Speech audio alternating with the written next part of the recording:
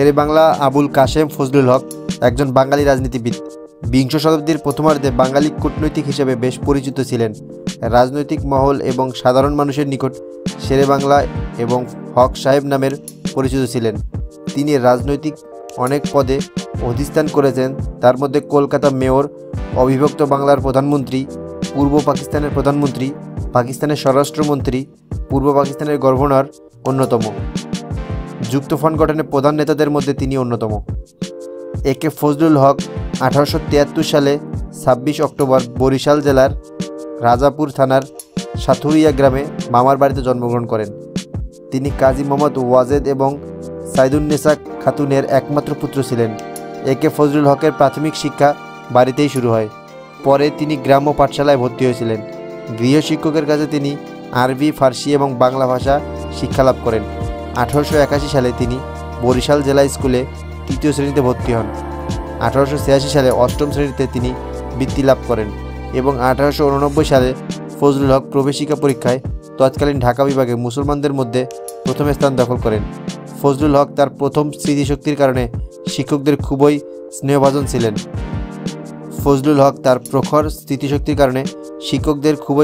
স্নেহভাজন ছিলেন। প্রবেশিকা পাশ করার পর উচ্চশিক্ষা লাভের জন্য তিনি কলকাতা গমন করেন। 1891 সালে কলকাতা প্রেসিডেন্সি কলেজ থেকে FA পরীক্ষায় প্রথম বিভাগে উত্তীর্ণ হন। সে সময় প্রেসিডেন্সি কলেজে রসায়নশাস্ত্রের অধ্যাপক ছিলেন আশ্চর্য প্রফুল্লচন্দ্র রায়। নিজের মেধার বলে তিনি প্রফুল্লচন্দ্র রায়ের দৃষ্টি আকর্ষণ করেন। FA পাশ করার পর তিনি গণিত, রসায়ন ও পদার্থবিদ্যায় অনার্সসহ একই কলেজে BA ক্লাসে ভর্তি হন। 1893 সালে তিনি 3টি বিষয়ে অনার্সসহ প্রথম শ্রেণীতে BA পাশ করেন। BA পাশ করার পর MA ক্লাসে প্রথমে ভর্তি হয়েছিলেন ইংরেজি ভাষায়। পরীক্ষায় মাত্র 6 মাস আগে তাকে এক বন্ধু ব্যঙ্গ করে বলেছিলেন যে মুসলমান ছাত্ররা অঙ্ক নিয়ে পড়ে না, কারণ তারা মেধাবী না। এই কথা শুনে একে ফজলুল হক জিদে চড়ে যায়। তিনি প্রতিজ্ঞাবদ্ধ হন যে অঙ্কশাস্ত্রে পরীক্ষা দেবেন। এরপর মাত্র 6 মাস অঙ্ক পড়েই তিনি প্রথম শ্রেণী লাভ করেন। খেলাধুলার প্রতি ফজলুল হক খুবই আগ্রহী ছিলেন। তিনি প্রথম জীবনে বিভিন্ন খেলাধুলার সাথে জড়িত ছিলেন এবং পরবর্তীকালে বিভিন্ন খেলাধুলার পৃষ্ঠপোষক হিসেবেও তিনি পরিচিত ছিলেন।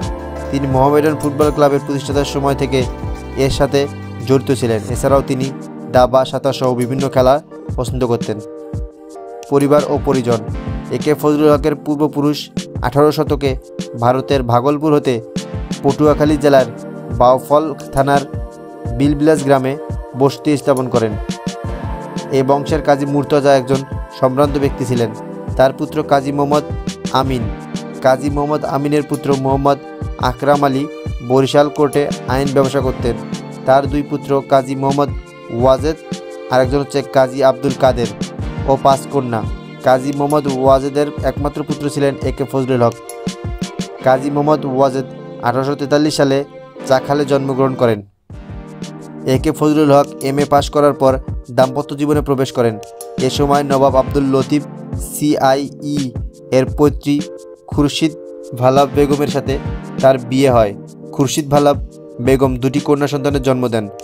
খুরশিদ ভালাব বেগমের অকাল মৃত্যুর পর তিনি হুগলি জেলার অধিবাসী এবং কলকাতা অবস্থানকারী ইবনে আহমদের কন্যা জিন্নাতুন্নেসা বেগমকে বিয়ে করেন। কর্মজীবন। 1897 সালে কলকাতার রিপন কলেজ থেকে BL পাশ করে স্যার আশুতোষ মুখার্জির শিক্ষানবিশ হিসেবে কলকাতা হাইকোর্টে নিজের নাম তালিকাভুক্ত করেন একে ফজলুল হক। 2 বছর শিক্ষানবিশ হিসেবে কাজ করার পর 1900 সালে তিনি সরাসরি আইন ব্যবসা শুরু করেন। পিতার মৃত্যুর পর 1901 সালে তিনি বরিশালে ফিরে আসেন। বরিশাল আদালতে যোগদান করেন। 1903 থেকে 1904 সালে বরিশাল বার অ্যাসোসিয়েশন সহকারী সম্পাদক পদে বিপুল ভোটে নির্বাচিত হন। এ সময় তিনি বরিশাল রাজচন্দ্র কলেজের অধ্যক্ষ ডক্টর হরেশচন্দ্র মুখার্জির অনুরোধে ওই কলেজে অঙ্কশাস্ত্রের অধ্যাপক হিসেবে যোগ দেন। 1906 সালে আইন ব্যবসা ছেড়ে ফজলুল হক সরাসরি চাকরি গ্রহণ করেন।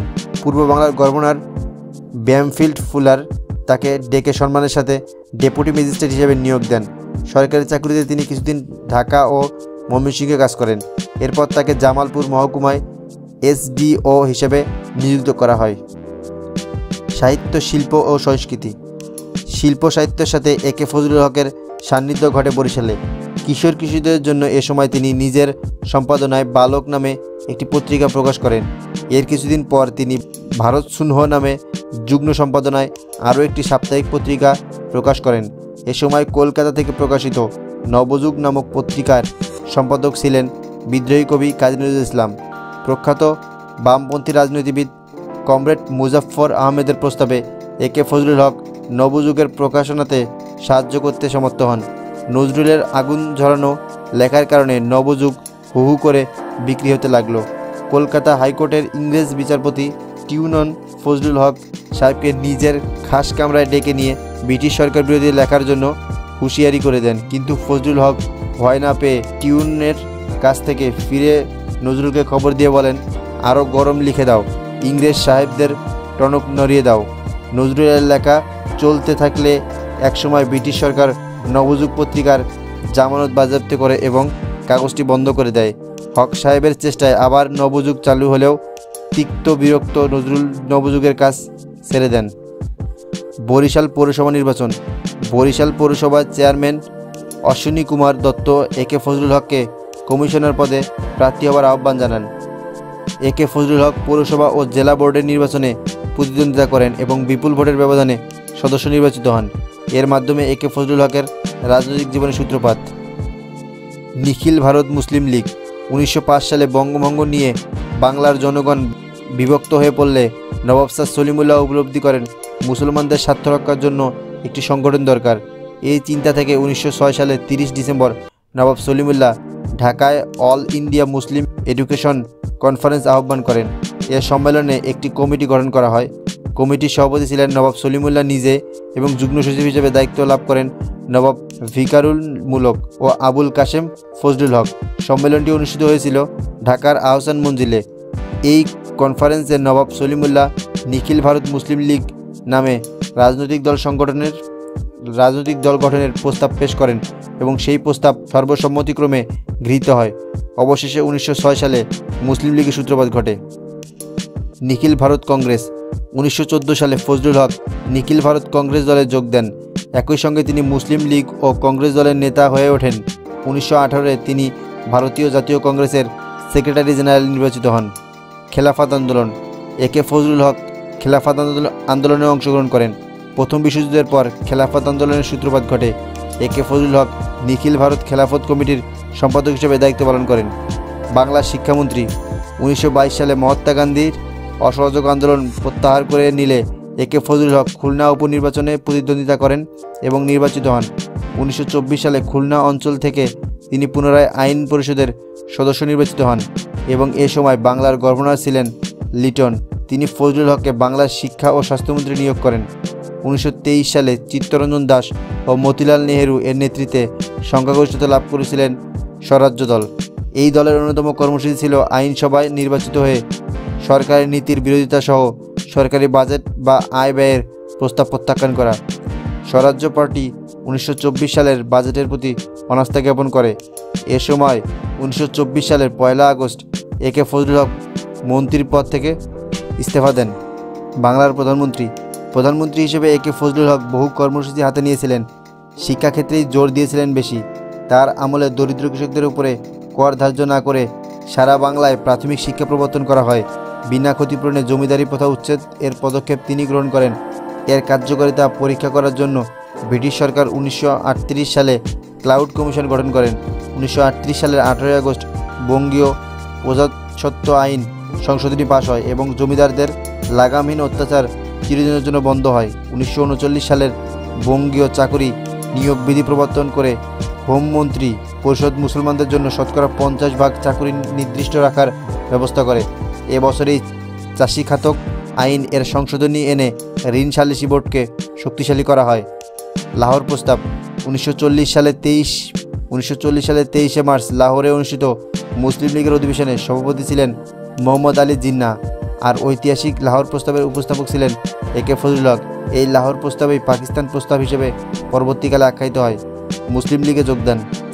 1946 সালের 26 মার্চ বঙ্গীয় আইন পরিষদের নির্বাচনে বরিশাল অঞ্চল এবং খুলনার বাগেরহাট অঞ্চল থেকে প্রার্থী হয়ে তিনি নির্বাচিত হন, কিন্তু দলীয়ভাবে পরাজিত হলে হোসেন শহীদ সোহরাওয়ার্দী মন্ত্রিসভা গঠন করেন এবং বাংলার প্রধানমন্ত্রী হিসেবে দায়িত্বভার গ্রহণ করেন। এই নির্বাচনের পর দলীয় নেতাকর্মীদের চাপে হক সাহেব মুসলিম লীগে যোগ দেন, কিন্তু দলের সদস্য হিসেবে তিনি ছিলেন নীরব। পাকিস্তান আমলের রাজনীতি। পাকিস্তান গঠিত হওয়ার পর থেকে হক সাহেব ঢাকা হাইকোর্টে পুনরায় আইন ব্যবসা শুরু করেছিলেন। তিনি ঢাকা হাইকোর্ট বারের প্রথম সভাপতি নির্বাচিত হন। 1951 সালে তিনি পূর্ব পাকিস্তানের অ্যাটর্নি জেনারেল নিযুক্ত হন। 1953 সাল পর্যন্ত তিনি এই পদে ছিলেন। 1952 সালের ভাষা আন্দোলনে একে ফজলুল হক সমর্থন দেন। কৃষক শ্রমিক পার্টি গঠন। 1953 সালে প্রাদেশিক নির্বাচনের সময় তার বাসভবনে কৃষক প্রজা পার্টির কর্মীদের সম্মেলন অনুষ্ঠিত হয়। এই সম্মেলনে দলের নাম থেকে প্রজা শব্দটি বাদ দিয়ে কৃষক শ্রমিক পার্টি গঠন করা হয়। আব্দুল লতিফ বিশ্বাসকে সাধারণ সম্পাদক করে এই পার্টির সভাপতির দায়িত্বভার গ্রহণ করেন একে ফজলুল হক। যুক্ত ফ্রন্ট গঠন। 1953 সালের 4 ডিসেম্বর একে ফজলুল হক, হোসেন শহীদ সোহরাওয়ার্দী ও মাওলানা আব্দুল হামিদ খান ভাসানীকে নিয়ে গঠিত হয় যুক্ত ফ্রন্ট। যুক্ত ফ্রন্টের মুখপাত্র হিসেবে কাজ করার জন্য এ সময় সাপ্তাহিক ইত্তেফাককে দৈনিক পত্রিকায় রূপান্তর করা হয়। তোফাজ্জল হোসেন মানিক মিয়া ছিলেন ইত্তেফাকের প্রতিষ্ঠাতা সম্পাদক। 1954 সালের 10 মার্চ নির্বাচন অনুষ্ঠিত হয়। এই নির্বাচনে 300 আসনের মধ্যে মুসলিম লীগ 9টি আসন লাভ করে। 1954 সালের 3রা এপ্রিল একে ফজলুল হক 4 সদস্য বিশিষ্ট মন্ত্রিসভা গঠন করেন। পূর্ণাঙ্গ মন্ত্রিপরিষদ গঠন করা হয় 15 মে। প্রধানমন্ত্রী হিসেবে দায়িত্ব গ্রহণ করেন শেরে বাংলা একে ফজলুল হক। 1955 নির্বাচন। 1955 এর 5 জুন সংখ্যা সাম্যের ভিত্তিতে পুনরায় গণপরিষদের নির্বাচন অনুষ্ঠিত হয় এবং কোয়ালিশন সরকার গঠিত হয়। মুসলিম লীগের চৌধুরী মোহাম্মদ আলী কেন্দ্রীয় মন্ত্রিপরিষদ গঠন করেন। একে ফজলুল হক ছিলেন এই সরকারের স্বরাষ্ট্রমন্ত্রী। হোসেন শহীদ সোহরাওয়ার্দী ছিলেন বিরোধী দলীয় নেতা। পূর্ব পাকিস্তানের গভর্নর। 1956 এর 29 ফেব্রুয়ারি পাকিস্তানের শাসনতন্ত্র গৃহীত ও 23 মার্চ তা কার্যকরী হয়। এ সময় একে ফজলুল হক পাকিস্তানের স্বরাষ্ট্রমন্ত্রী পদ ত্যাগ করে 83 বছর বয়সে করাচি থেকে ঢাকা এসে 1956 সালের 24 মার্চ পূর্ব পাকিস্তানের গভর্নর হিসেবে দায়িত্ব গ্রহণ করেন। 1958 সালের 1 এপ্রিল পাকিস্তান কেন্দ্রীয় সরকার তাকে গভর্নরের পদে থেকে অপসারণ করেন। এরপর তিনি তার 46 বছরের বৈচিত্র্যময় রাজনৈতিক জীবন থেকে স্বেচ্ছায় অবসর গ্রহণ করেন। 1962 সালের 27 এপ্রিল শুক্রবার সকাল 10টা একে ফজলুল হক 88 বছর বয়সে মৃত্যুবরণ করেন।